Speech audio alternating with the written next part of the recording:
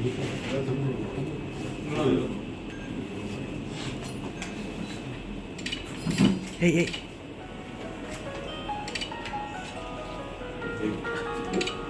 മണ്ഡലത്തിൻ്റെ വികസനത്തിന് വേണ്ടിയാണ് ഞാൻ മത്സരിക്കുന്നത്.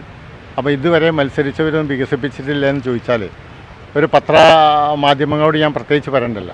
പലപ്പോഴും നിങ്ങൾ റിപ്പോർട്ട് ചെയ്താണ് നമ്മളെ പെരിന്തൽമണ്ണ ട്രാഫിക് ജാം. ഇവിടെ നേരാവണ്ണം നടക്കാൻ പോലും കഴിയുന്നില്ല. പക്ഷേ ഇവിടെ സുപ്രസിദ്ധമായ ആശുപത്രികളുണ്ട്, ഗവൺമെൻറ് ഹോസ്പിറ്റലുണ്ട്, മൗലാനുണ്ട്, അൽഷിഫുണ്ട്, EMS ഹോസ്പിറ്റലുണ്ട്. ഇവിടെയൊക്കെ വലിയ ഡോക്ടർമാർ ചികിത്സയുണ്ട്. പക്ഷേ അവിടേക്ക് എത്തിച്ചേരുന്നതിന് മുമ്പ് രോഗി വഴി കടന്നു മരിക്കുക. അപ്പോൾ അതുകൊണ്ട് ഈ റോഡുകളൊക്കെ കൃത്യമായൊരു വികസനം വേണം. ഈ റോഡിന് സ്ഥലമില്ലെങ്കിൽ ഒരു രക്ഷയില്ലാത്ത സ്ഥലം കിട്ടാൻ എന്നാൽ നമുക്ക് മേൽപ്പാതകൾ കൊണ്ടുവരാം. അതല്ലെങ്കിൽ നമ്മുടെ 6 വരിപ്പാതയെ കൊണ്ടുവന്നില്ലേ, അതുവരെ ഈ ടൗണിനെ വികസിപ്പിക്കണം. അപ്പോൾ ടൗണിലെ പുനരുദ്ധരിക്കണം. ഈ ആൾക്കാരെ കുടിയൊഴിപ്പിക്കേണ്ടി വരും, കച്ചവടക്കാരെ.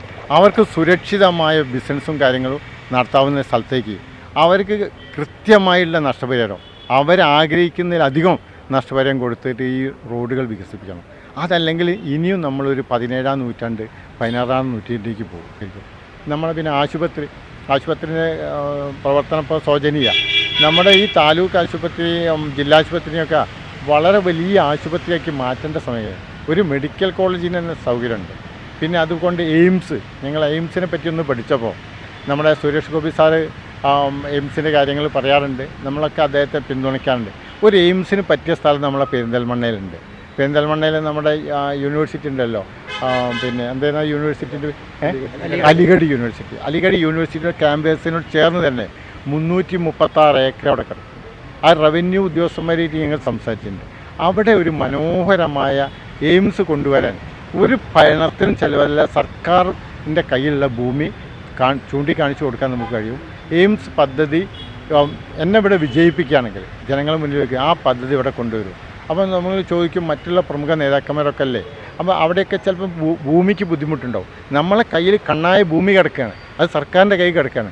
സർക്കാരും ഈ സ്റ്റേറ്റ് സർക്കാരും ഈ കേന്ദ്ര സർക്കാർ വിചാരിച്ചാൽ നിമിഷങ്ങൾ കൊണ്ട് വിത്തിൻ 24 ഹവറിനുള്ളിൽ ആ ഫയൽ നമുക്ക് തീർപ്പാക്കാൻ കഴിയും. അപ്പം ഞാൻ ഇവിടുത്തെ MLA ആണെങ്കിൽ, ഇവിടെ വിജയിച്ചു വരികയാണെങ്കിൽ ഈ കാര്യങ്ങൾ കേന്ദ്ര സർക്കാരിൻ്റെ ശ്രദ്ധയിൽ കൊണ്ടുവന്ന് കേന്ദ്ര സർക്കാരിലെ പ്രത്യേക ബഹുമാനപ്പെട്ട നേതാക്കന്മാരും മന്ത്രിമാരുള്ള ആ സൗകര്യമൊക്കെ ഉപയോഗിച്ച്, അവരായിട്ടുള്ള ബന്ധമൊക്കെ ഉപയോഗിച്ച് അവരെ ശ്രദ്ധയിൽപ്പെടുത്തി ഇത് നടപ്പാക്കാനുള്ളൊരു ശ്രമം ഉടൻ നടക്കും. അത് കേരളത്തിൻ്റെ ചരിത്രത്തിൽ, ഈ പെരിന്തൽമണ്ണ ചരിത്രത്തിൽ ഒരു വലിയ ഭാഗവും LDF UDFന് അത് കഴിയില്ല. അവരിപ്പം സുധാകരൻ ഇതുവരെ ചെങ്കൊടി പിടിച്ചു, ഇപ്പോൾ ആൾ പിന്നെ മൂവർണ്ണ കൊടി പിടിച്ച് കോൺഗ്രസ്സിലൊപ്പം നടക്കുന്നു. അപ്പോൾ അവർക്കൊന്നും ആശയമായിട്ടുള്ളൊരു ശക്തിയില്ല, ആശയ ദാരിദ്ര്യമാണ്. ആമാശയം കൊണ്ടാണ് നടക്കുന്നത്. ഞങ്ങൾ ആശയ സ്ഫുടതയുള്ള രാഷ്ട്രീയ പ്രസ്ഥാനമാണ്. അതുകൊണ്ട് ഞങ്ങൾ മധ്യപ്രദേശിൽ 4-മതും 5-മതും അധികാരത്തിൽ വരുന്നു. ഗുജറാത്തിൽ പ്രധാനമന്ത്രി നരേന്ദ്രമോദി മുൻ മുഖ്യമന്ത്രി ആയതിനു ശേഷം പിന്നെ ഇതുവരെ അവിടെ തിരിഞ്ഞു നോക്കേണ്ടില്ല, അവിടെ തന്നെ. രാജസ്ഥാനിൽ വീണ്ടും ജയിക്കുന്നു, മഹാരാഷ്ട്ര പിടിച്ചെടുക്കുന്നു, UPയിൽ യോഗി ആദിത്യനാഥ് വീണ്ടും ജയിക്കുന്നു, ബീഹാറിലാണെങ്കിൽ 4-മത്തെ പ്രാവശ്യവും വീണ്ടും 5-മത്തെ പ്രാവശ്യവും നമ്മുടെ സർക്കാർ ഇപ്പം BJP സർക്കാർ വരുന്നു. അപ്പോൾ ജനങ്ങളെ കൂടിയാണ് BJP.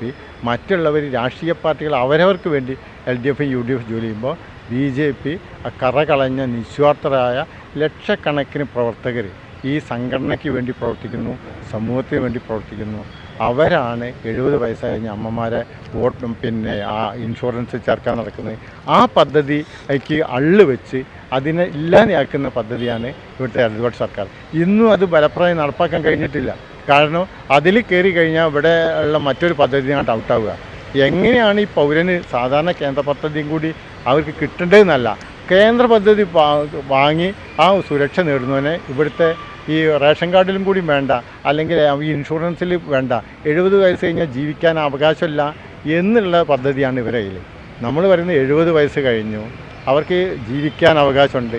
ആ ജീവിക്കാനുള്ള അവകാശം കുട്ടികളോ മറ്റുള്ളവരോ നോക്കുന്നില്ലേ, മക്കളോ മരുമക്കളോ നോക്കുന്നില്ലെങ്കിൽ അവരെ കേന്ദ്ര സർക്കാർ അവരൊന്ന് ഹോസ്പിറ്റലിൽ കൊണ്ടു കൊടുത്താൽ മതി. ഇപ്പം ഈ രാഷ്ട്രീയ പ്രസ്ഥാനങ്ങളൊക്കെ തന്നെ നമ്മുടെ പാർട്ടി പ്രവർത്തകർ ഒരു അമ്മയ്ക്ക് അസുഖമുണ്ട് എന്നാൽ അവരെ ആശുപത്രിയിൽ കൊണ്ടാക്കിയാൽ മതി. പണം മുഴുവൻ കേന്ദ്ര സർക്കാർ അടയ്ക്കും.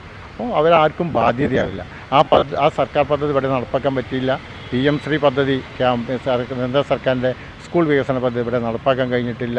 അതുപോലെ തന്നെ ഇവിടെ കേന്ദ്രം കൊണ്ടുവരുന്ന പദ്ധതിയൊക്കെ വക മാറ്റി അതിൽ നിന്ന് വല്ലതും അടിച്ചു മാറ്റാനുണ്ടോ എന്നാണ് ഇവിടുത്തെ ഈ ഇടത് വലത് നോക്കുന്നത്. അതിന് BJP ശക്തമായി എതിർത്ത് ഈ പെരിന്തൽമണ്ണ നിയോജക മണ്ഡലത്തിൽ നിന്നും ഇന്ന് NDAയുടെ പ്രതിനിധിയെ വിജയിപ്പിച്ച ഇതെല്ലാം നടപ്പാക്കി ഇത് മനോഹരമായ ഒരു ബ്യൂട്ടിഫുൾ സിറ്റി, ഒരു ബ്യൂട്ടിഫുൾ മണ്ഡലമാക്കി പെരിന്തൽമണ്ണ മാറ്റാൻ ശ്രമിക്കും.